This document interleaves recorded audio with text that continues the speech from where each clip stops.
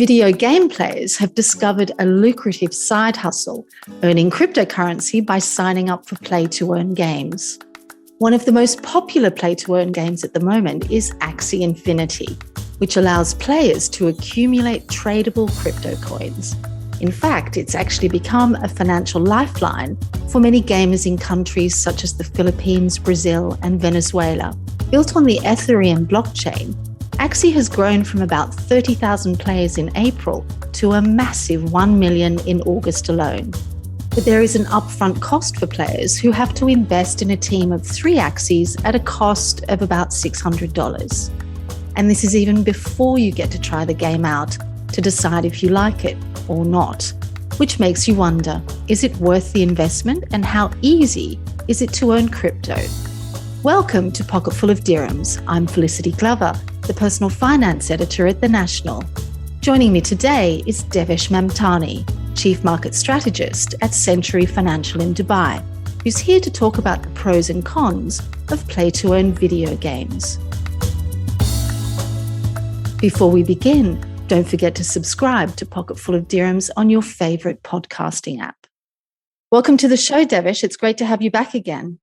Thank you, Felicity. Thank you for having me again. So video games have come a long way since I started playing them as a teenager, and earning money while I played them was just totally beyond my imagination back then. Can you explain the play to earn game concept and how they evolved into what they are today? Times are changing, right? Play to earn was a childhood dream of mine. I just feel a little old nowadays.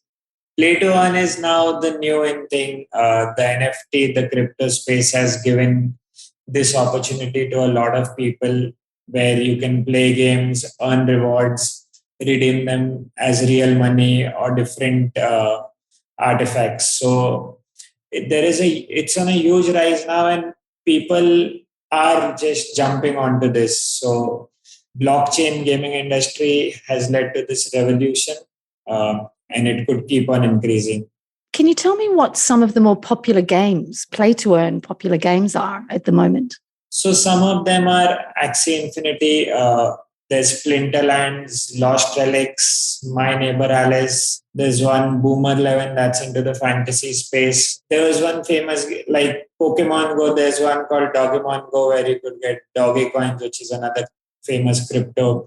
So most of them are on crypto platforms where you get a certain coin, or they have their own cryptocurrencies, and that is how most people earn, and that's how they're playing. These are the famous ones, I would say. A lot of them are, offering, cryptocurrencies, to players. How do they actually earn the crypto? Is it because they're buying and selling, or are they being rewarded for, challenges that they win, for example? So they get rewarded for challenges. Yes, there is buying and selling also. So most of these platforms, you do a buy and you buy Ethereum. So it's a mix of both, I would say, rewards and buying and selling. Okay, so some of the games, and I'll use Axie Infinity as an example here, they're requiring upfront payments before a player can join. Would you recommend games that ask for money without the player knowing what the return on the investment is, or even being able to try the game first? So a lot of them has a money input at the beginning, and there is an upfront payment for them. People should risk whatever they can, and if it's entertaining to them, think of it as a game you're paying to play. Most of them do have some free version, or at least online videos, so you could just have a look at those, and whether it excites you, just would you pay to play that game and keep the earning aspect separate? It would make sense to pay for it. What do you think has sparked the popularity in play-to-earn games? Is it because the pandemic has given people more time on their hands and they're looking to earn extra money, perhaps because they've lost their jobs or had their salaries reduced? So this is the major reason. Extra time on people's hands has led to firstly entertainment, and then because people have made money through it and crypto space has gone up again, that is what has led to people playing play to earn games. There are different modes. There are a lot of offerings, multiplayer games, fantasy sports, the NFT marketplace, prediction markets. So all of them has made it interesting. Like Boom 11 is a fantasy sports game. So a lot of people enjoy playing that. Same with Axie. I think a lot of players of CryptoKitties started enjoying that, and it just boomed with extra time on hands. Yeah, I can imagine. Definitely. I mean, we play a lot of video games in my house, and it does help to pass the time. Getting paid for it is a bonus, I suppose. Definitely is. I'm trying to learn some of these and get good at them. We ran a story recently about a Dutch family who sold everything they own and bought Bitcoin with the proceeds when it was worth about $900. Clearly, they jumped in at a great stage. But there was one quote by the father that really stood out to me. And he said, in the 1990s, you needed to do physical work to earn money. But in the 21st century, you can really let the money work for you by using AI trading bots. Would you agree with this? I actually agree with this. In fact, firstly, I read that article. It amazed me the belief they had in cryptos, in Bitcoin in particular. And I do agree with what he's saying. Physical work will only take you to so much. Now it's a lot of intellect or something new in the tech space that will make your money work for you well. And that's the trend.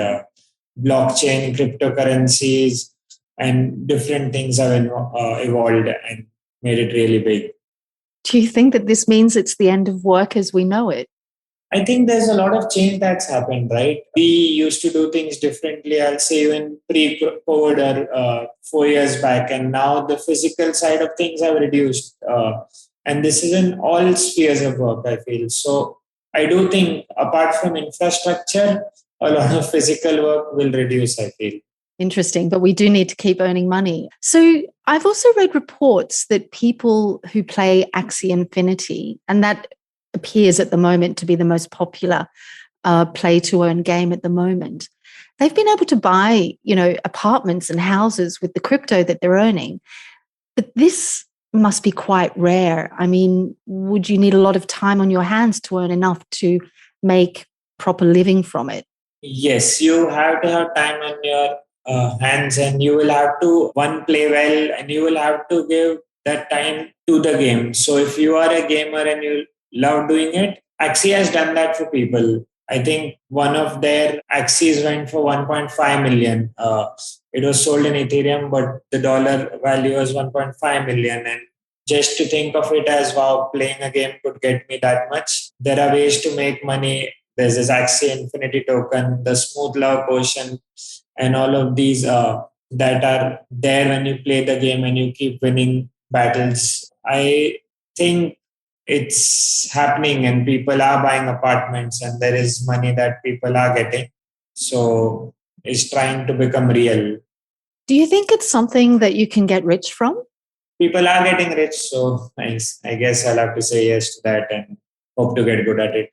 But it must have its limitations, right? I mean, there are only so many people who can get rich. I mean, I've done quite a bit of research on Axie, for example, and it costs at the moment about $600 to join in and start playing. You have to buy 3 Axies to create a team. But for people who don't have that sort of money, they can actually seek out what they're calling scholarships, and they ask people who own multiple teams if they can use one of their teams to get them started. And then the owner of that team gets a cut. It could be 60-40 or 70-30. I've read that some people go as high as that. To me, it's something that, especially at this time, with so many people now joining it, that it would have its limitations in terms of getting rich or making enough money from it, to live like you normally would. Yeah, the manager and scholarship model has come out where people with multiple axes, say 10, 15 axes, because you only need 3 to play, right? Those people are lending their axes, and there's an entire model over there, the 60-40, the 70-30. I think 60-40 is currently more popular. At this point, as I said, it's early. So revenue generation is the question, that where is revenue being generated from? But if those $600 keep coming in into the ecosystem and there is a run up on the token value, however it's fallen recently, then in the short term it makes sense. But in the long term, it does look a little questionable. However, Axie is making money through a 4.25% fee for buying and selling Axie NFTs, and they charge fees for breeding. So there is some money or some revenue that they are generating. And I think in the last 1 month, they generated around 90 million. So there is money that's being generated in it. So if there is distribution happening behind it, it does make sense. Let's see how long it goes for.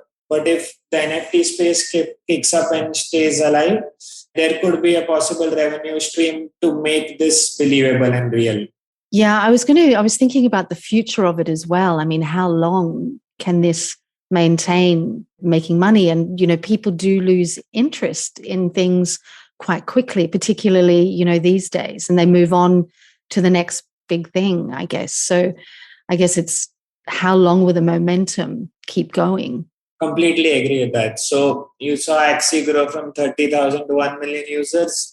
The speed of reduction or drop-offs usually will be as fast, and people like switching from game to game to game. Every game will probably have a shelf life, and let's see whether it gets real.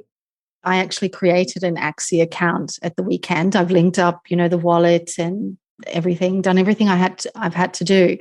But what's holding me back is, that $600 or so upfront that I have to pay, to buy my team of Axies.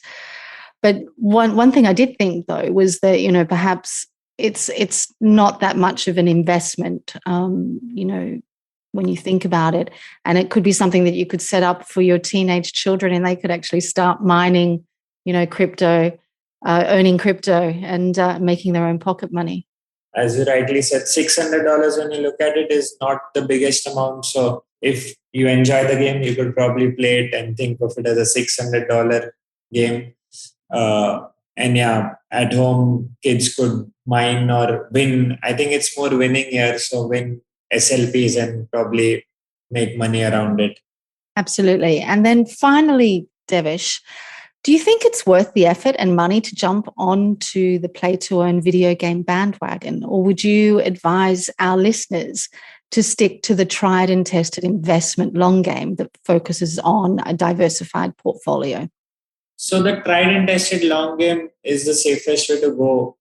However, what we have seen in recent times is risk, disruption, and all of that space taking over. So someone who wants to take a risk, it's not as big an investment. As you said, it's just $600. Some people have sold their Axies for way more than that.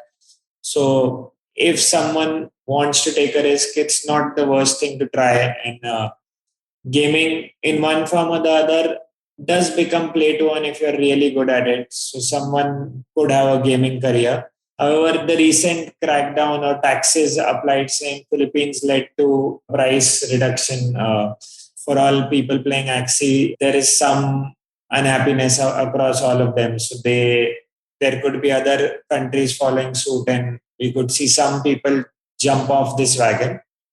But I still think it's not the worst thing to do. That's interesting. So perhaps it was a good idea for me to open up an Axie account and try my hand at it as well. Well, I'll keep you updated on how I go. And we could play versus each other and hope when you play versus each other, at least one of us wins the crypto. Absolutely. So do you have an account as well? Yes. Oh, okay. So I'll see you in the game then. Sure. You'll have to let me know your handle, and we can maybe organize some things in there. Definitely. Thank you this week to Devesh Mamtani, a cryptocurrency and NFT expert at Century Financial. If you would like advice on your personal finance issues, you can write to me at pf@thenational.ae. And remember, PF stands for Personal Finance. Please do subscribe to Pocketful of Dirhams on your podcasting app to receive weekly updates. And also leave us a review so we know what you think. This episode was produced by Arthur Edison and Aisha Khan, and I've been your host, Felicity Glover.